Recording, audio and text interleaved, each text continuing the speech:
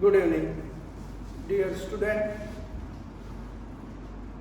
In the previous video, we were discussing chemical properties of metal, in which we studied the first property of the metal, that is reaction of the metal with oxygen.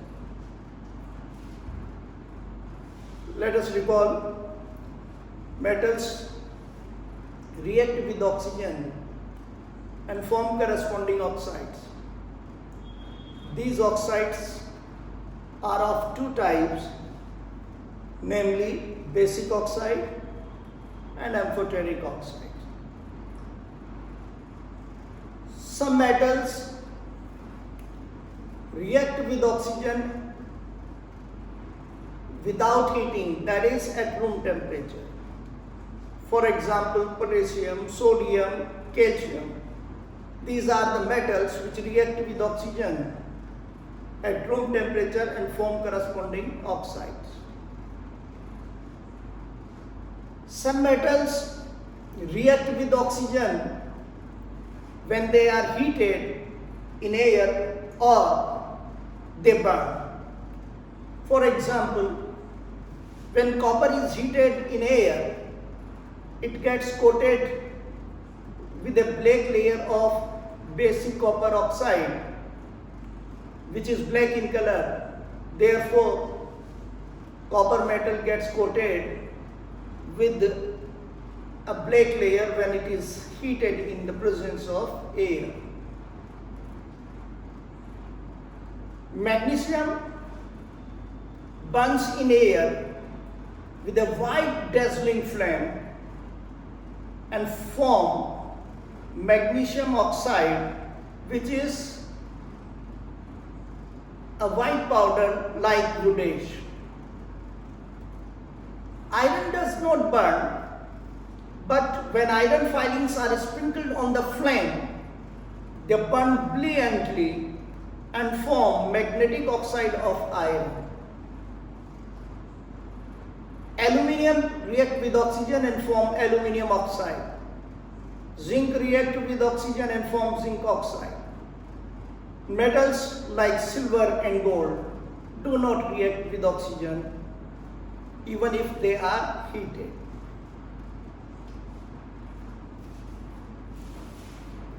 The next property that we shall discuss today is the reaction of metal with water.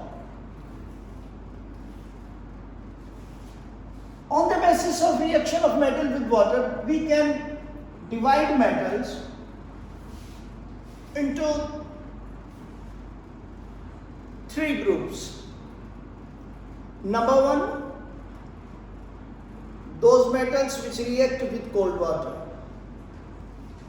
Number two, the metals which do not react with cold water but hot water or steam.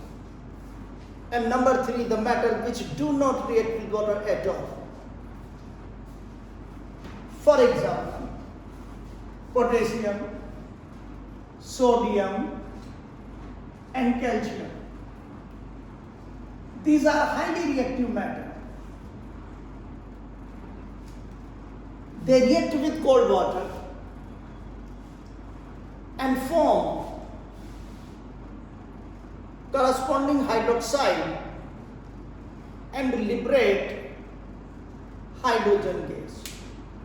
For example, potassium reacts with water vigorously and form potassium hydroxide and liberate hydrogen gas. Sodium also reacts with water vigorously and form sodium hydroxide and liberate hydrogen gas. Calcium also reacts with water at room temperature and form calcium hydroxide and liberate hydrogen gas, but the reaction rate is relatively slow. Magnesium reacts with hot water and form magnesium hydroxide and liberate hydrogen gas. Calcium and magnesium are the two metals whose density is greater than water, yet they float on the surface of water. This is because when these metals react with water, they form corresponding hydroxides and liberate hydrogen gas. This hydrogen gas sticks to the surface of metal in the form of the tiny bubbles, and these tiny bubbles of the hydrogen bring the metal on the surface of water. Iron does not react with hot water, but hot iron, red hot iron rather, react with steam and form magnetic oxide of iron and liberate hydrogen gas. This oxide of the hydrogen is called magnetic oxide of iron because it is magnetic in nature, and it is also known as iron second third oxide. This is because this iron contains these ions. So due to the presence of ferrous and ferric ion, it is called iron second and third oxide. Aluminium reacts with oxygen and form aluminium oxide.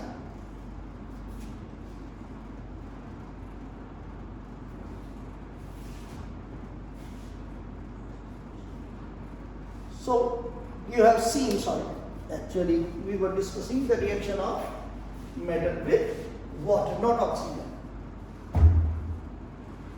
So metals react with water and form corresponding oxides and liberate hydrogen gas. Metals like silver and gold and copper do not react with water even with the steam.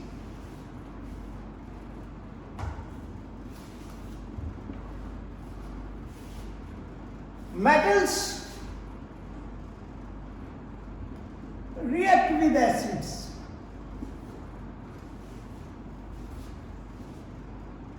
Form corresponding salt and liberate hydrogen gas. Those metals which are above hydrogen in the reactivity series, like potassium, sodium, calcium, magnesium, aluminium, zinc, iron, lead, they are above hydrogen in the reactivity series. We shall discuss what is reactivity series in the later section. वो metal जो reactivity series में hydrogen से ऊपर है, वो acid से react करके salt बनाती हैं, करस्पॉन्डिंग अपने अपने सॉल्ट बनाएंगी and liberate hydrogen gas. For example, potassium react with hydrochloric acid and form potassium chloride, salt, and liberate hydrogen gas. Sodium react with hydrochloric acid, form sodium chloride, salt, and liberate hydrogen gas. Zinc react with sulfuric acid and form zinc sulfate and liberate hydrogen gas. Aluminium react with hydrochloric acid, form aluminium trichloride and liberate hydrogen gas. So we have seen that the metals which are above hydrogen in the reactivity series react with acids and liberate hydrogen gas. Now there is an exception. Metals react with acids and liberate hydrogen gas. But nitric acid does not liberate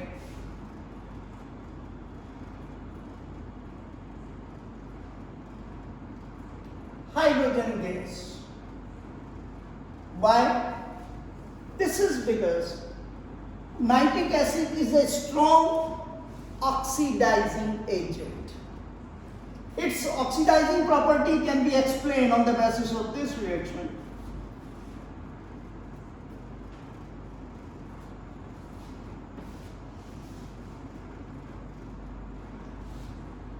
This is nascent oxygen.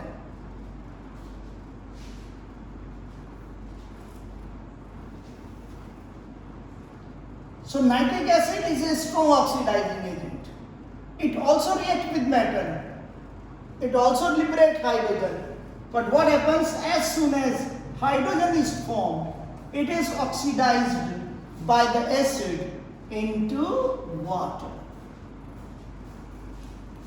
So nitric acid does not liberate hydrogen gas, but very dilute nitric acid,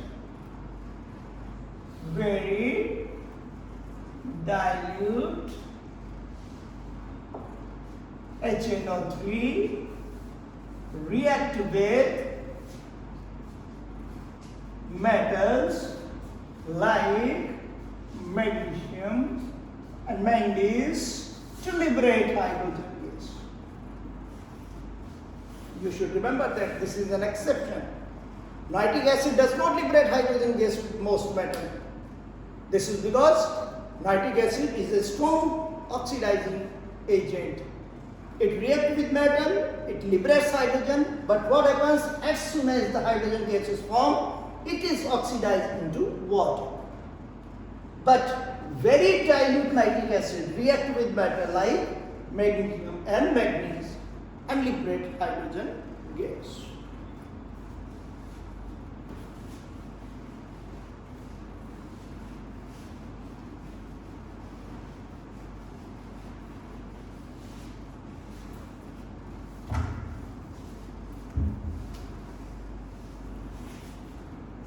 Metals react with salt solutions.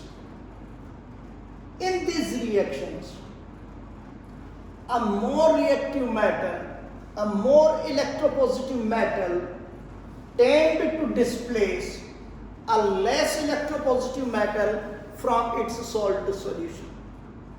A more electropositive metal tend to displace a less electropositive metal from its salt solution. For example, if you take some copper sulfate solution in a test tube and dip an iron nail in it, after half an hour, you will observe that the blue color of the copper sulfate solution fade away and iron nail gets coated with a brown layer.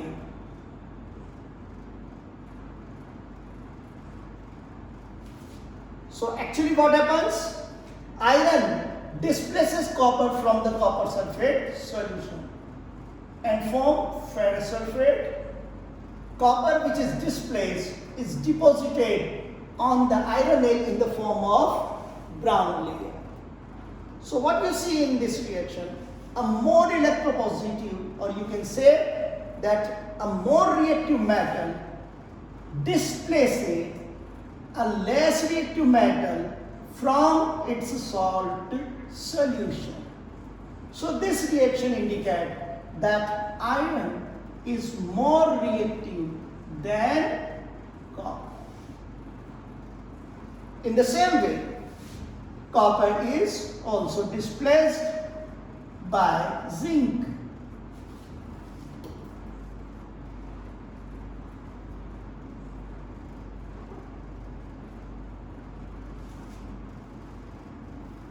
Aluminium also displaces copper.